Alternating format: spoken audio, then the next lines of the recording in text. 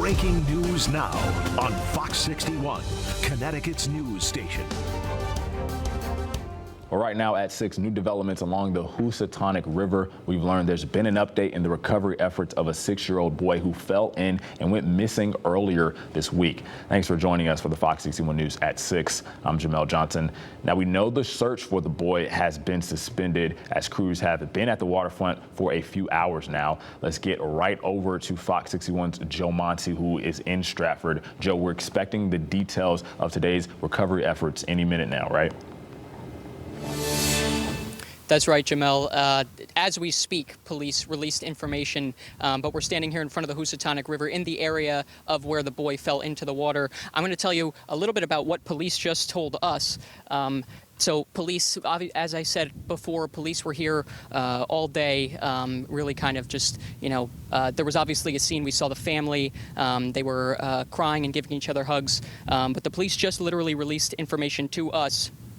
At 2 in the afternoon, the body of the missing 6-year-old boy who fell off the dock at the Birdseye boat ramp on the 6th was found floating in the Housatonic River by a civilian boater.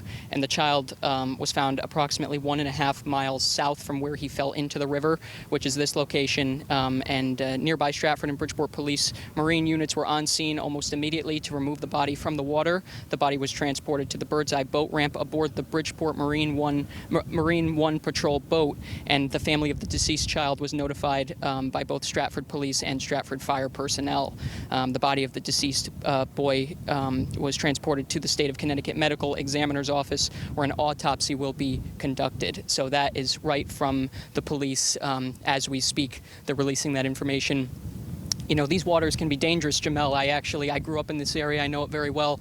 The Housatonic River can have some horrible currents, and, our condolences to the family. As I said, we saw them earlier. It's really just a lot to take in at the moment. So, we'll continue to keep you updated as more information comes out. But that just from police in Stratford. Joe Monty, Fox 61. Thank you, Joe. Nobody charged with murder. 53A-54A. How do you plead guilty or not guilty? The man who was accused of killing a visiting nurse has been sentenced to 50 years in prison. Michael Reese pleaded guilty to the murder in 2023, killing of nurse Joyce Grayson in Willimantic. Fox 61's Alicia Hercules was in the courtroom and tells us more about the sentencing. The plea agreement was reached to sentence Reese to 50 years in prison without the possibility of parole. The earliest he could be released is 2075. It is the sentence of the court that should be committed to the custody of the Commissioner of Corrections for a period of 50 years in service. In October of 2023, Joyce Grayson, a visiting nurse, came to a halfway home for registered sex offenders to care for patients. Michael Reese, a convicted rapist, was staying at the halfway home at the time of Grayson's visit. At some point, police say she was attacked and killed by Reese while she was inside the home. She was later found dead in the basement. Upon entering the basement floor, officers gained entry to a smaller side room where Ms. Grayson was found covered in a blanket with a pillow over her head. She exhibited no signs of life or breathing. Grayson's official cause of death was compression of the neck. She also suffered several blunt force injuries. State's Attorney John Fahey called Grayson's murder a tragic loss for both her family and the community. It is a senseless killing. There was absolutely no reason for it. Family members who wanted to keep their privacy gave victim impact statements to the judge. Grayson was described by loved ones as a hardworking and selfless person. A family member says even after an incident like this, Grayson would have still gone back to work and continued visiting homes to care for her patients. Another family member also expressed anger towards Reese for delaying court proceedings because of the several times he didn't come to court. Reese's attorney offered an explanation to the family. We felt ashamed. It was shame they couldn't bring him here. Reese chose not to speak on his behalf. After the sentencing, the family's attorney, Kelly Reardon, spoke on their behalf. They hope that Joyce's death will inspire others, particularly the state of Connecticut, to implement changes in legislation, changes that have already been underway. Since Grayson's murder, legislation has been passed to better protect visiting nurses. Home care agencies are now required to tell employees' patients' history with violence or aggression towards healthcare workers. Agencies must also report any violence, verbal threats, or sexual abuse to the state. Reardon says Grayson's family wants her to be remembered as someone who never stopped loving or caring for others. Even convicted sex offenders like the defendant deserved quality care, and Joyce died providing that care. Reardon says a civil lawsuit involving the home care agency Grayson worked for and the state of Connecticut have reached a resolution. That resolution now awaits approval from the probate court. In Danielson, Alicia Hercules, Fox 61. The Inspector General's office determined a Hartford officer was justified in shooting at a man who was shooting at someone else in April of last year.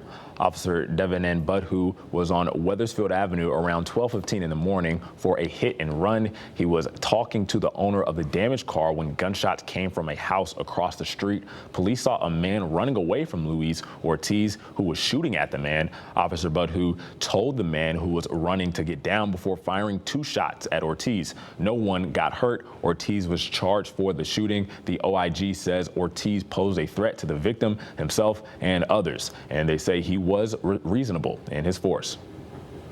The chief medical examiner says the death of a man and a woman in Greenwich was a murder-suicide.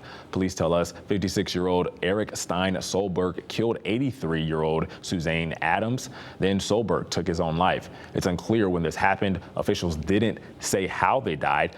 Officers went to the old Greenwich home Wednesday for a welfare check. We'll update you on the investigation as it develops. And an 18-year-old pedestrian is recovering after getting hit by a car Wednesday night in Wilton. Police say it happened on Danbury Road just after 9. The teen was taken to Norwalk Hospital with non-life-threatening injuries, and the driver stayed on scene and fully cooperated with police. The Darien Accident Reconstruction Team is helping with the investigation that is still ongoing. And South Windsor police arrested a 60-year-old man after they say he exchanged inappropriate messages with someone claiming to be 14.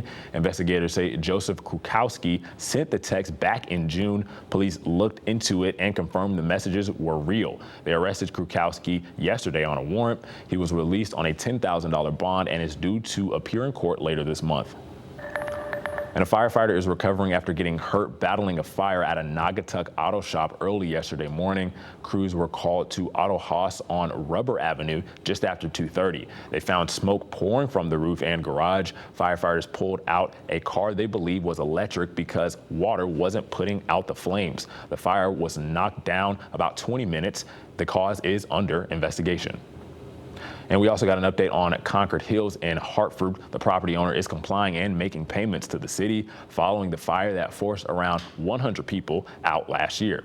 Tenants and advocacy groups claim the landlord Gray Hill Group dragged its feet in making repairs, which originally were only supposed to take 2 weeks. Gray Hill fought back, saying Hartford caused delays. While all of this was going on, those displaced tenants were put in hotels for months. By January of this year, city officials stopped paying for the hotels because they couldn't afford it any longer. Thankfully, the remaining people found a place to live. The mayor's office tells us Concord Hills is still unoccupied while the work remains in progress.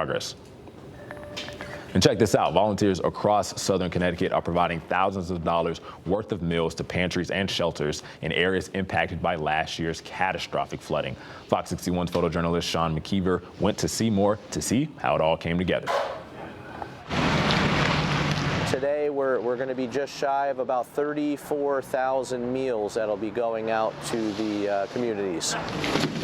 The increase in people served has significantly grown. And now we are at 1,000 people served per month. As we feel that, of course, funding is getting lower and the need is getting greater, we've made it in our district here of Rotary 7980 an important thing to help out the community with food insecurity. We rely on donations in order to provide the number of meals that we do to people. So it's a critical part of our organization. Okay, guys, here they come. Every time we go out to the community and ask for volunteers, people show up because they want to be a part of this and helping their neighbors. Yeah, we're with Seymour Oxford Boy Scout Troop 65. We love helping the community, and it's good for the boys to get some service hours. we always try to give back. You know, it's a great thing in this world when you do good for others, and it helps you out. It makes my heart full to know that other people in the community, organizations, children want to come forward and give back. It truly is very rewarding.